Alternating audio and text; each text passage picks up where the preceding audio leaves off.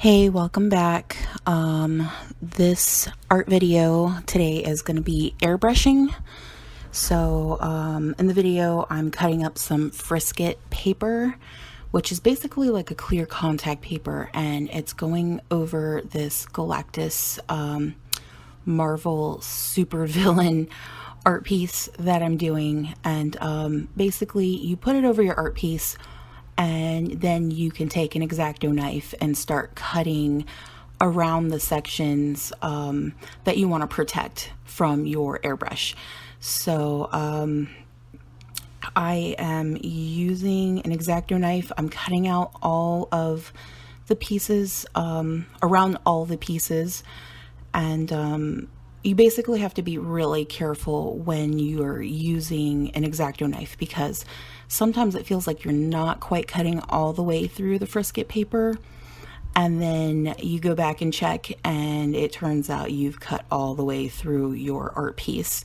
So if you're going to use this method for covering up certain parts of your pictures, you have to be careful, because you don't want to cut out of your art piece, you just want it to mask it.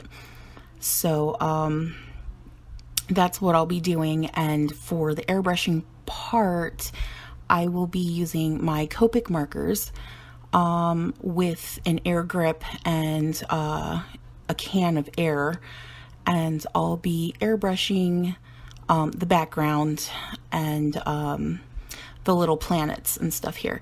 So right here, I'm peeling off all of the Frisket paper in the areas where I'm going to airbrush.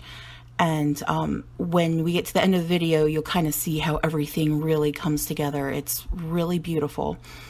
So there's the air grip and the can of air. And so you just pop your marker in there, and then you can go ahead and start airbrushing.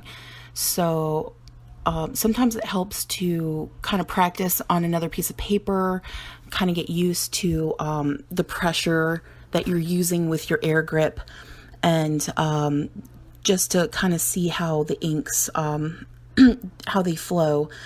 And painting with a little air can, it's a little tricky because it doesn't hold a whole lot of air, so you have to really know what you're doing and where you're going to lay down your inks before you start spraying, because you don't want to waste a whole can of air, and they can be kind of expensive. So you know, you just want to practice really quickly and then kind of get into it.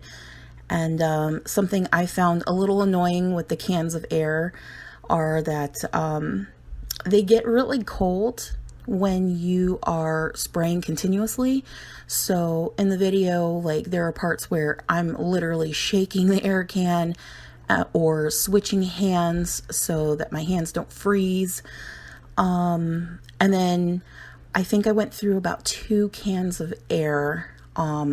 So I'm kind of looking into getting like an air compressor, and that way I can just airbrush to my heart's content without having to worry about running out of air and how costly it is to buy the little cans of air, because I got them on clearance. I went to Jerry's Artarama, and they had them marked down to like $5 a piece, but typically they're about $8 for a small can of air. And I've never really tried the air grip with larger air cans or different types of air cans. So, you know, I'm not even really sure where I could get other air cans. So I've just used the Copic air cans, which I think it's like D60. Not really sure the number on the air can, but you could look it up and kind of gauge for yourself which one's better for your air grip, the large can or the small can. But ultimately, if you're going to do a lot of airbrushing, you're going to want to go with an air compressor and buy all the hoses and attachments, and the air adapter, which attaches to the bottom of the air grip. And I guess that's to kind of control the flow of air. So when I kind of get those pieces together, like I can test those out and kind of let you know what those are for and how they work. But yeah, it would be kind of cool to have my own air compressor and just airbrush a lot more pieces. And then the parts that I didn't airbrush on this art piece, I filled in with Copic marker. And so this art piece is a little bit different because I did not ink it in like I typically would. I was considering inking this in, and then I thought, hey, well, maybe it'll look better, you know, if I just went in with the inks and kind of gave it like a dreamy look, not so, I don't know. So I'm just using Copic markers. At the end, I'll throw in some pops of highlight with a white gel pen. Other parts of the video, I'm using Prismacolor pencils, and all the materials will be listed in the description box below. So if you're curious as to like what I'm using and where I'm getting them from, like the description box will have all that for you. I have never really drawn Galactus before. I always thought he was an interesting superhero or super villain. So I thought I'd give it a shot, something a little different. I was a little worried at first because when I was airbrushing everything in, the background, honestly, it looked like a big tie-dyed mess. So I was a little worried, but I mean, you can't just give up on your art pieces. Sometimes you have to just kind of see it all the way through. And a couple of spots there was some overspray, which I wasn't too worried about because all the areas that kind of sprayed extra ink ended up being covered up with marker anyway. So, you know, no stress about that.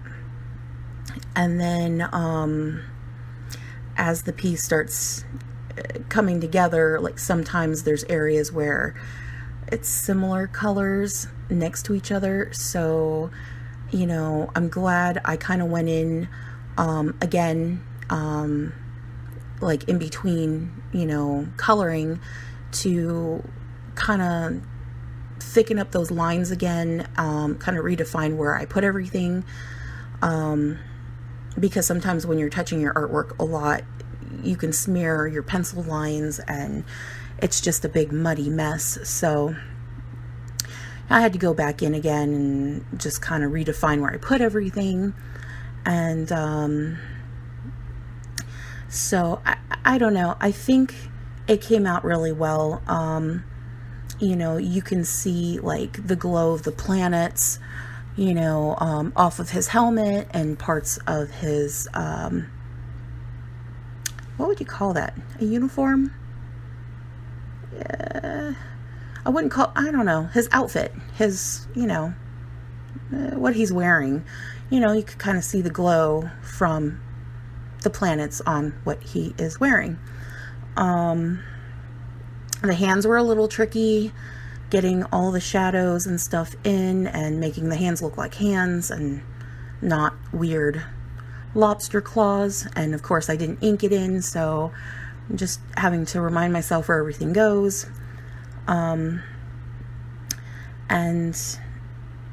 so here's the art piece. I'm going to leave this here.